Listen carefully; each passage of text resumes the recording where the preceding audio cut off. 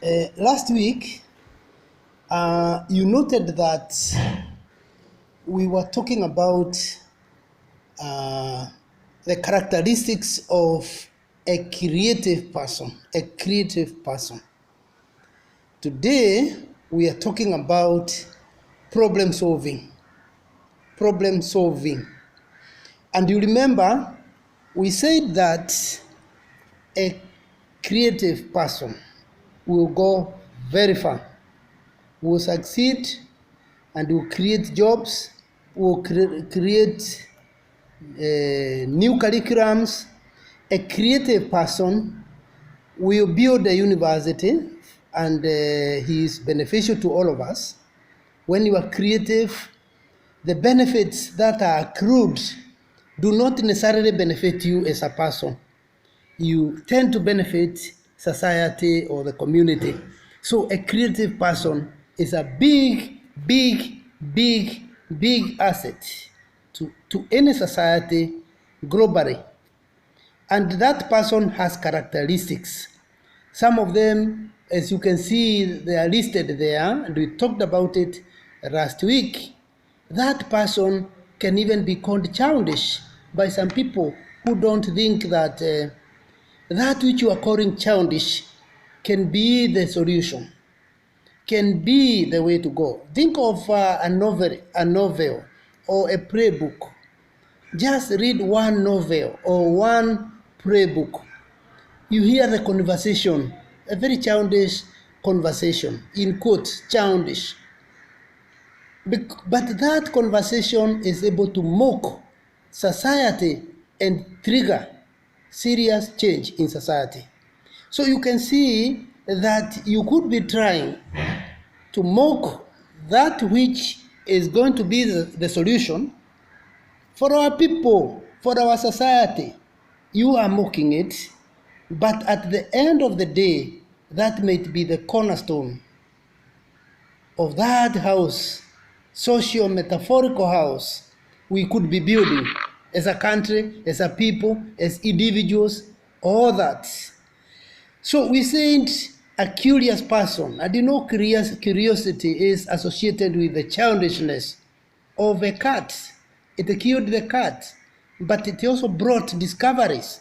That's where we tend to forget. A creative person will always seek problems. We always enjoy challenges. We always be optimistic.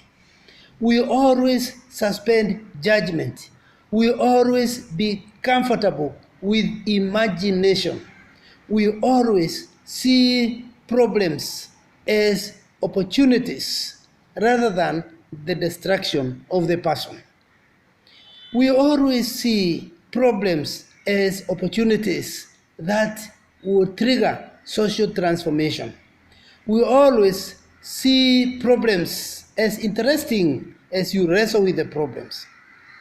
We always challenge assumptions, stereotypes, and those things that are talked around by ignorant people. You may even find in an institution people lost direction long time ago. They are in their own world and they are all wrong. And when you try to challenge some of the things they do, you look mad, you look funny, you look peculiar, eccentric, or something negative. So a creative person, we said, he doesn't or she doesn't give up easily. You always persevere. You always work very hard. So now today our topic is problem solving, because we are trying to be problem solvers in a society that is confronted by a hopscotch of challenges. A problem solver is a friend of society, is a friend of the people, whether he is called or she is called enemy of the people, as in the novel by Henrik Ibsen talks about a man who did very well, but unfortunately he was called the enemy of the people. So you can see that to me is the real friend of the people, because that creativity is what has kept us where we have reached. Now, coming to problem solving, let us now tackle it, because that is the work for today. How do we solve problems? They keep coming every day. And here, remember, our unit is critical and creative thinking. So if there is critical, there is also creative. They go hand in hand.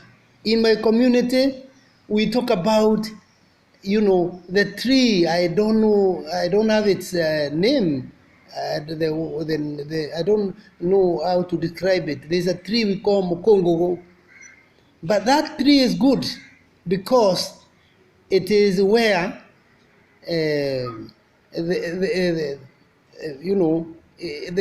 we get, it is through it that our yams are able to find refuge around it. In other words, Mukongogo. and I don't know, somebody is laughing somewhere. They are friends. What I'm saying is, humorously, I want to also lighten up a bit, is that I'm listening, is that critical and creative are just siblings anyway. They are siblings, not even siblings. They are close to twins. They are not the same anyway. They don't resemble. But they are more or less, they are cousins, if not siblings. You cannot do without the other. And the purpose is to solve human problems and to make the world a better place. Whether you are doing counseling psychology, whether you are becoming a theologian, whether you are becoming a teacher, whether you are becoming an administrator, whether you are becoming the chairman of Nyumba Kumi, the purpose of all these things is to ensure that you can solve problems and you can think critically. Come again?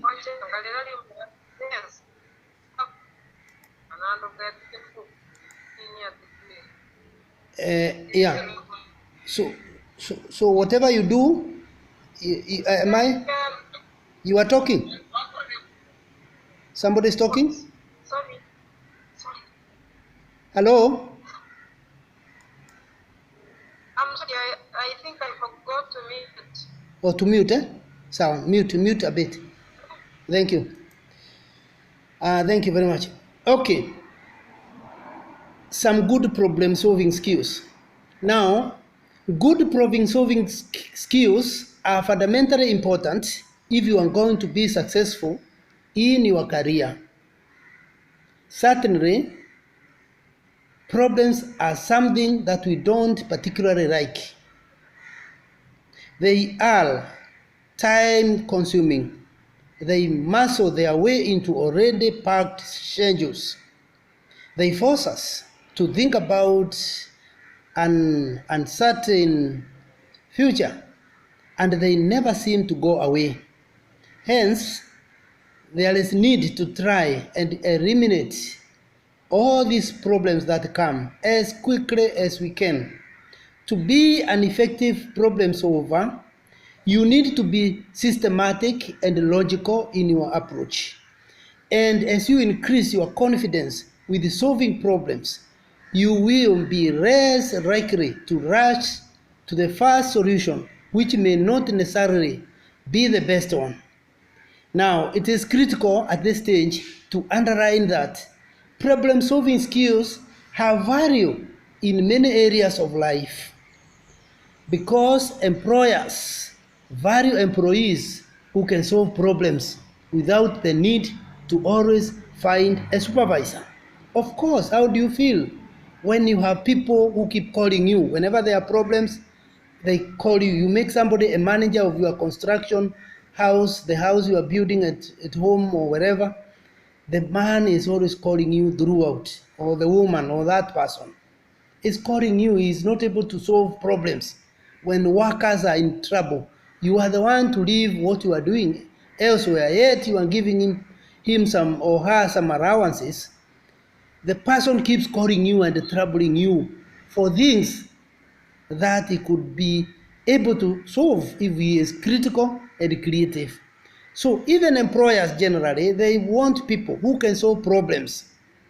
Even a parent, you want children who can solve problems, not children who keep calling you mommy, mommy, papa, papa, papa. Those kind of children who cannot solve problems, they need to be taught critical and I'm creative sorry, thinking. please assist me to mute from that end. I can't mute from this end. I don't know why. No problem, I can do it. No problem, I've done it. Yeah. If you want to talk, you raise your hand, I open it again if you want to comment. Yeah, thank you. So what we are saying, I'm simply saying, is that this is not an issue, a simple matter we are talking about. Because if you have a society or educated people, graduates, some are even PhD holders, who don't know how to solve simple problems. They're always screaming for the boss, the senior one. There's always somebody up there. And even as a continent, the continent of Africa, it cannot be said to be mature or as deserving independence that we got in the 1960s if we are looking at the West for solutions always. If every time we are jumping around in the West looking for solutions, that shows there are problems. We are not yet. There's somebody somewhere. There's something somewhere that needs to be fixed. So it's a challenge we must contend with. People not being ready to solve problems is a big challenge. Even entrepreneurs may need to think outside the box to create a business that thrives and stands out from other similar businesses. So they must think outside the box. A student who excels in problem solving can earn higher grades in some subjects like mathematics, physical science, home science, and technical subjects. The skill set for problem solving in all these areas have the same components. So how now do we solve the problem? Step by step. The first step is recognize the problem. In psychology, we can say accept the situation. Okay? But here in critical and creative thinking, we say recognize that there is a problem. You know, people have played what psychologists call denialists. They have played denialists or become denialists. They deny the problem exists. They don't want to admit it is there, and then from there start working out how to get it solved or addressed. So for us here is recognize the problem. Number 2, analyze and investigate. Number 3, brainstorm solutions. Okay? And after brainstorming, things come up. You now explore options. Okay? From exploring option, you move to the other stage. Make decisions. Make now decision. So that is how you solve a problem. Recognize the problem or accept the problem. Then analyze and investigate it. Don't go by gossips, my friend.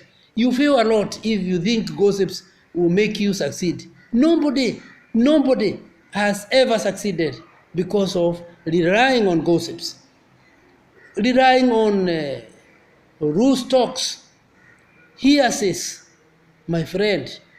You don't succeed by it. It doesn't work out. You investigate and you analyze, and analysis, you remember, has some critical and creative aspects.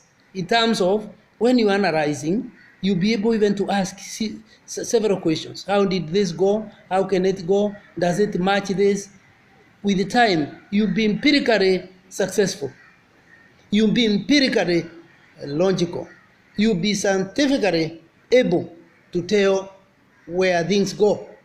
Think of somebody like Solomon and the 2 women. One had killed the child by mistake and wasn't happy that the other one hadn't lost. And because there were only 2 people, it was very hard to tell who had killed her own child. So the issue was to ask questions. Where were you? Where were you? What do you want us to do? Okay? And then before asking even questions, the person has, and Solomon had analyzed and investigated. But because there are only two people, the burden of proof was a problem. So he had to pose a question. Suppose we cut this child into two. Would that not satisfy every one of you, because each will get a piece of this child? Considering that a child is not a piece of bread, you cut into two. These other fellows eat and the other fellows eat. He knew that is killing a child. And he knew nobody can be willing to kill a child. In fact, if you have done what I've studied, there's the politics of genocide. I've done the politics of genocide as a what you call, not really a class work, but as a seminar. And I was able to learn quite a number of things. One of the hardest things in this world is to kill somebody. You kill, you are haunted forever. You may never have peace. Even if a person is doing abortion, has to be cancelled, not to see that you are killing a person, but that's a fortress or something, because it can haunt somebody and trouble somebody. So Solomon knew you could not just easily say, I kill, and there's a person who is working with you, is somebody crying and talking. So those are the issues. So when we talk about now brainstorming, you see what it is. But let me go step by step, because these are very important steps that we cannot just bypass in a day like this one, when we need to know the nitty-gritties of the matter. So we talked about the first point, recognize the problem. So you must recognize that there is a problem before you can solve it. You cannot solve it until and unless you accept it. If somebody or something doesn't feel right or doesn't provide the expected outcome, you may have a problem. Inspect the situation and determine whether or not a problem exists. Number two, the one we talked about, analyze investigation. That means you might use root cause analysis for this step by getting the root cause, analyzing the root cause. Therefore, employing a methodology we call root cause analysis. Ask why there is a problem and why things aren't occurring as expected. Then you may continue to ask why questions until you have a good picture of the problem. Cause and effect assessment may also provide valuable information.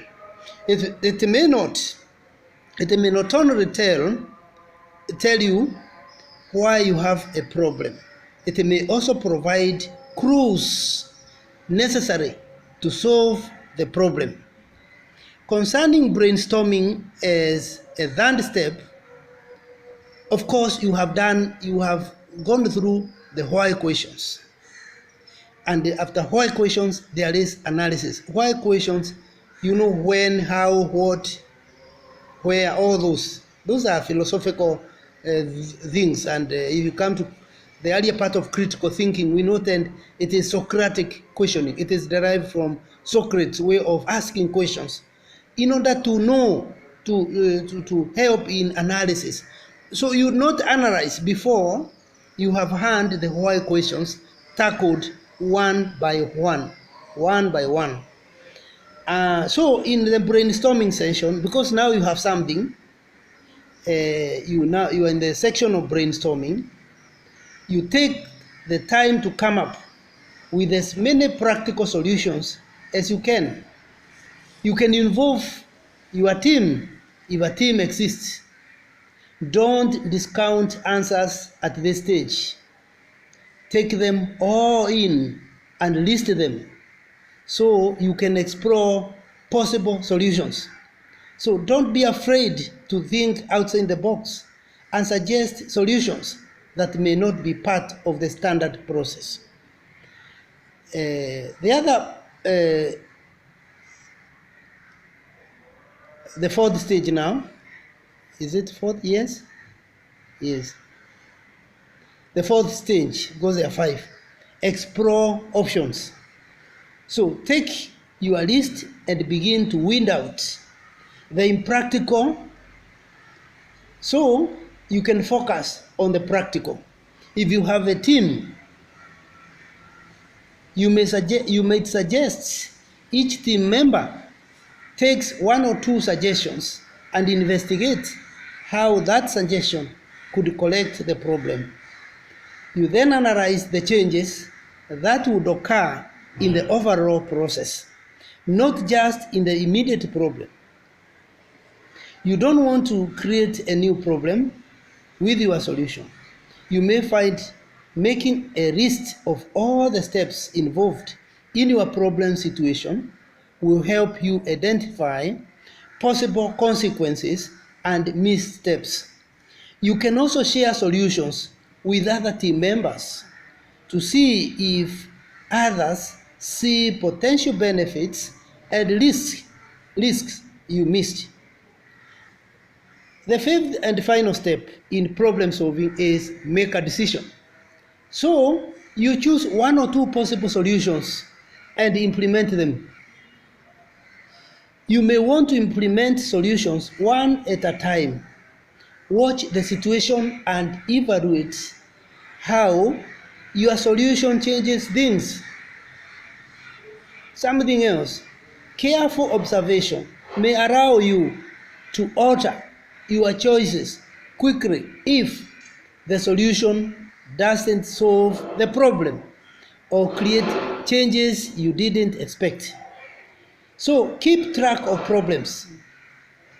Very important. Keep track of problems you successfully solve to present at job evaluations, interviews, and meetings with company management, for example, if it's a company. Now, your quick thinking and effective problem solving may help you advance in your career. So, decisions are not arrived at so easily. You remember we talked about first recognize that there is a problem. It can be individual problem, by the way. We talk as if we always work for companies. No. It can be individual problem, particularly when you as a person, you are a student for example, you are feeling a bit lazy to work out your term paper or whatever kind of assignment or essay. You are writing an essay and you are not able because you feel lazy, you feel slow, you feel stressed, you feel, you can work out and know what could be the problem. Am I going to, habits that are not making me, draw more interest in academia? Am I overworking myself? Can I draw a timetable for my official duties at my, standing sessions or study duties? So that is recognizing the problem first. Because you start solving the problem by recognizing it. And that is the first step. These other ones we have talked about, the other 4 steps, analysis and investigation, brainstorming those solutions, exploring options, and then making a decision. They can not be there until and unless there is recognizing the problem. Recognizing the problem is the issue.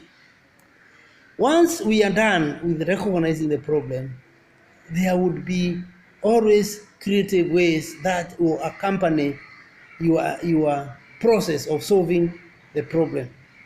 But if you are denialist, you keep denying, we will not solve the problem. It is also like counseling. A person coming to be counseled has to appreciate that she has problem. She needs you.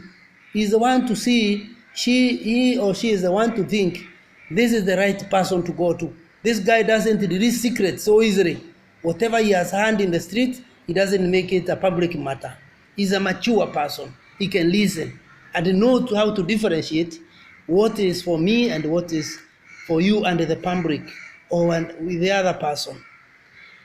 Now, once that is done, the person, the counselee, we call them clients, is able to tell that really it can be done. And they say if it can be thought of, it can also be done. Now coming back down there, creative thinking and problem solving, we will argue that creative thinking, not critical, but creative thinking is a divergent process, using the imagination to create a range of ideas for solutions. It requires us to look beyond the very obvious things that we see, creating ideas which may at first seem unrealistic or have no logical connection with the problem. There is a large element of creative thinking in solving open problems. The creative thinking skills can be divided into several key elements. One is fluency, that is producing many ideas. The other one is flexibility, that is producing a broad range of ideas. Okay? You can also add originality, producing uncommon ideas. You can also talk about elaboration, that is developing ideas. So that is critical thinking skills. It has to have fluency, flexibility, originality, and elaboration. Now, effective problem solving requires a controlled mixture of analytical and creative thinking. To be a good problem solver, you need to be able to switch from one group of skills to the other and back again, although this is not always a walk in the park. It's not always a walk in the park. It has its own difficulties, but this is the way to go. Now, some other terms which are often used in discussions of creativity include intuition, incubation, invention, innovation. Now, looking at all these four as terms which are often used in discussions of creativity, we'll talk about intuition. That is the ability to draw conclusions based on impressions and feelings rather than hard facts. It is a characteristic of right brain thinking, and some people rely on it more than others. There is another term, incubation, the period between stopping conscious work on a problem and the time when we become aware of a solution or part solution. People struggling with problems often suddenly become aware of a solution after a period of incubation, during which the mind is occupied by other things. The third one is invention, the creation of a new, meaningful ideas or concepts. The last one is innovation, putting new ideas or concepts to a practical use, as in the development of a new product or service. Now, these are now our summaries. We can look at them very quickly and just say, what is critical thinking? We have done all these things where we talked about the ability to think clearly and rationally. And it includes the ability to engage in reflective and independent thinking. Okay? Because someone with critical thinking skills is able to do the following. One, understand the logical connections between ideas. So, logicality of ideas. If somebody keeps contradicting himself or herself when telling a story or recounting something you are investigating or you really want to know, you can now tell this guy could be cheating. If there are illogicalities, or he could be a pathological liar or somebody with issues of deformities of kind. So someone with critical thinking skills is able to identify, to construct and evaluate arguments. So all these: identify, construct, and evaluate. Yeah? That is somebody with critical thinking skills. So it is not a question of rushing to shout down the other person, but to move with the pace. Okay? Do what? Identify, construct or reconstruct what has been spoken, and finally evaluate where this person is going. The other expectation of someone with critical thinking skills is detecting inconsistencies and common mistakes in listening. So when somebody says this, tomorrow he does the other. That's what we call inconsistencies. And if you have critical thinking skills, you will be able to detect them. He said this, he has changed it to this. How can we trust this person? How can we work out with this person? How reliable is this person? Okay? The other one, that person, a person with critical thinking skills should be able to solve problems systematically, utaratibu, not haphazardly, not in a hasty manner, not seeking quick conclusions or making people or gossips listen and inform you your life. No. I've seen even leaders or people who are very senior in positions who even punish their juniors through a gossip. You know, that is a failure, or a person without critical thinking skills.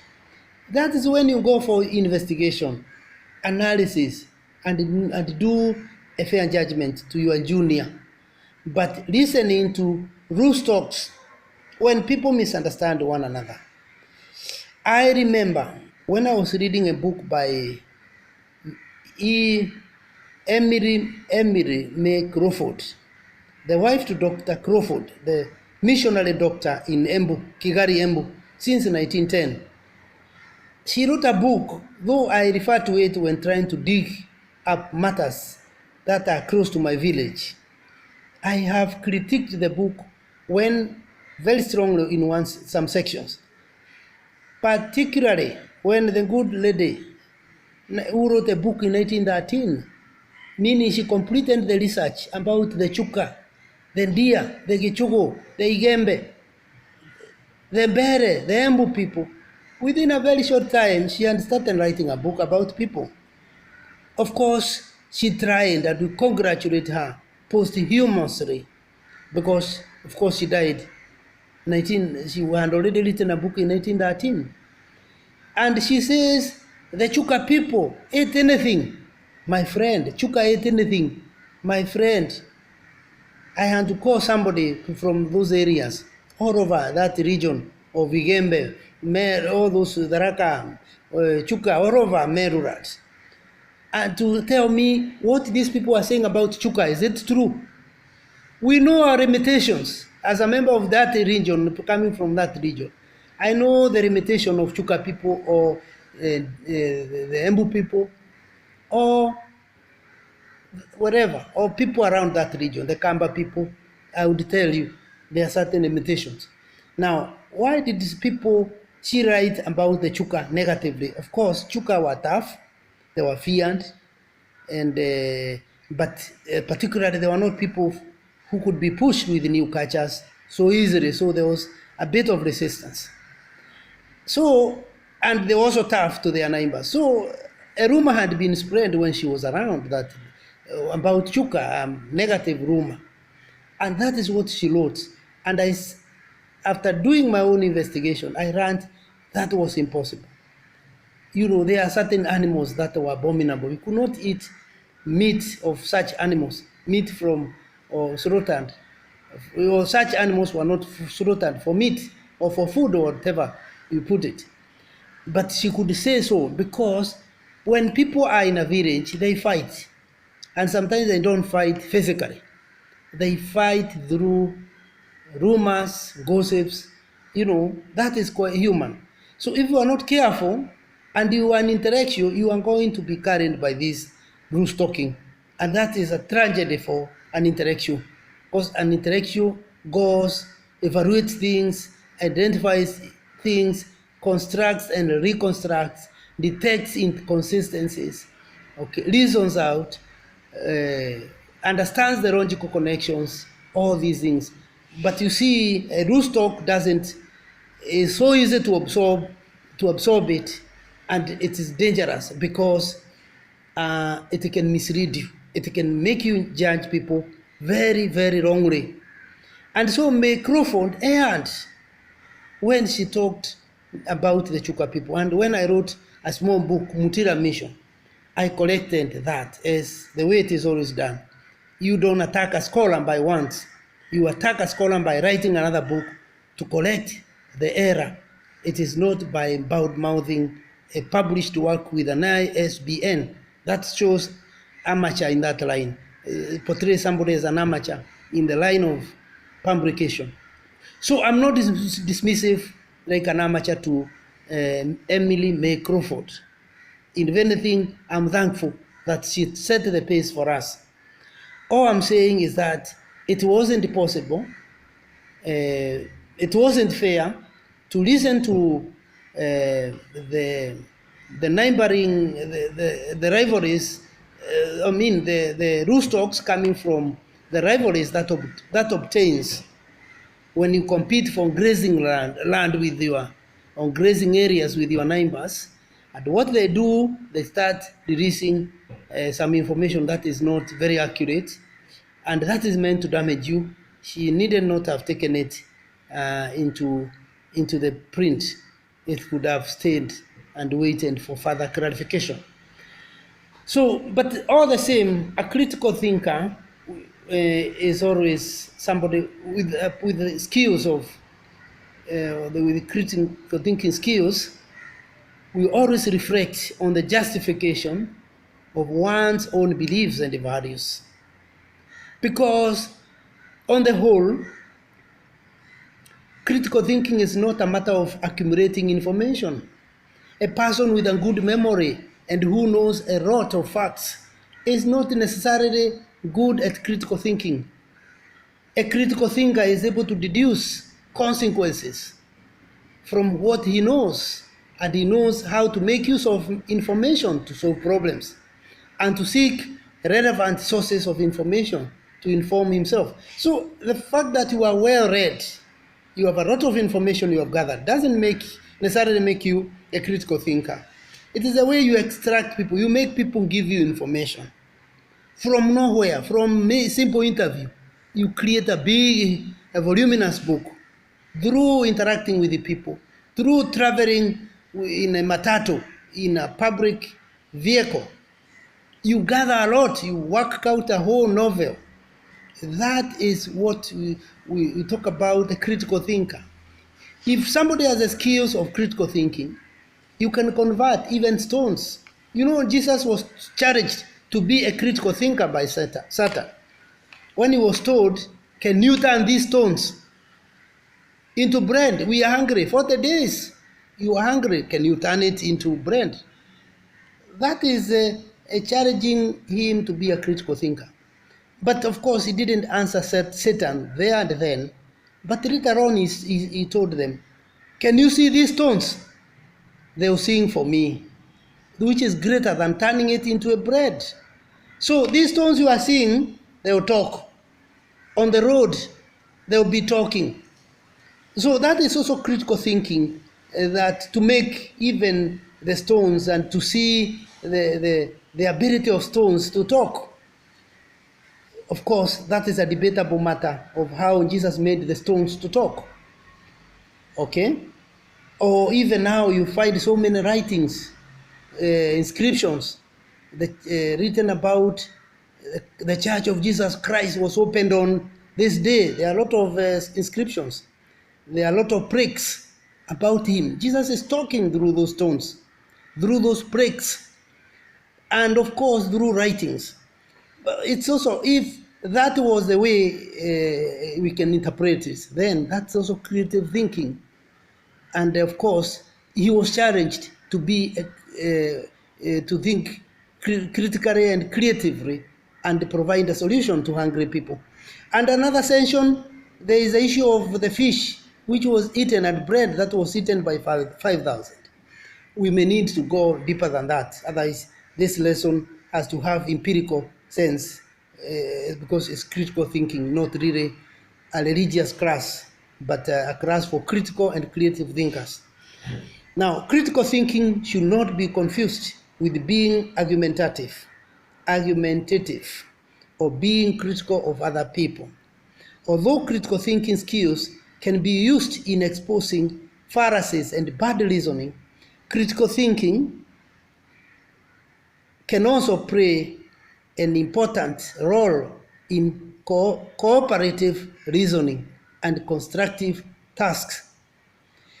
Critical thinking can help us acquire knowledge, improve our theories, and strengthen arguments. We can use critical thinking to enhance work processes and improve social institutions. So some people believe that critical thinking hinders creativity because it requires following the rules of logic and rationality. But creativity might require breaking rules. This is a misconception. Critical thinking is quite compatible with thinking out of the box, challenging consensus, and perusing less popular approaches. So, if anything, critical thinking is an essential part of creativity because we need critical thinking to evaluate and improve our creative ideas. Otherwise, that is the far I wanted us to talk about problem solving and a bit of critical thinking, where we noted that critical and creative go hand in hand.